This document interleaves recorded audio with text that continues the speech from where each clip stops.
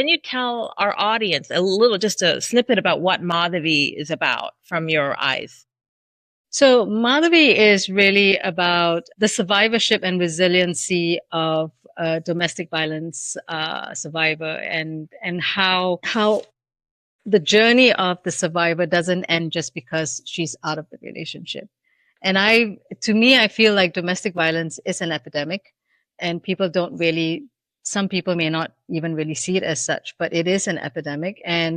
Um, and truth be known, I'm a survivor of, I'm a domestic violence survivor myself. Um, And as years go by, you know, I realized my journey having survived domestic violence. I had a certain journey, and I never really tell people about it because, it's just like, oh, maybe it's just too personal. I didn't want to, say much about it, but I did have to go through a process.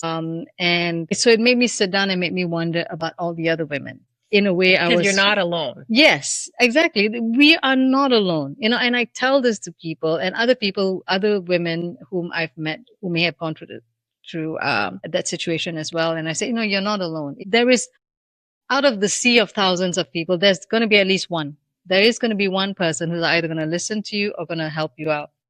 But you have to take that step, to believe that something can be done. So for me, I just felt like I just wanted to write a journey of somebody else's situation. And I wanted to highlight to people that when one journey ends, another journey starts. But it doesn't mean that journey is all smooth sailing, because you will go through the ups and downs. Ups and downs. But when you reach that destination, when you do reach the other side, the greener side, so to speak, you will discover a whole new self. You will discover who you are as a person. You will really kind of, it's just like being a whole new being, basically, Yeah. and I wanted to write this story because I wanted to give hope to other women who may be going through the situation, Right. or even men, to be honest, because it's not just relegated to a woman thing. Right.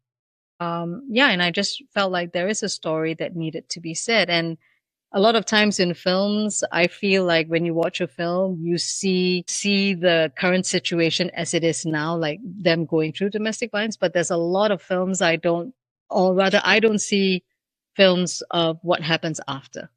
And so I wanted to concentrate on the after.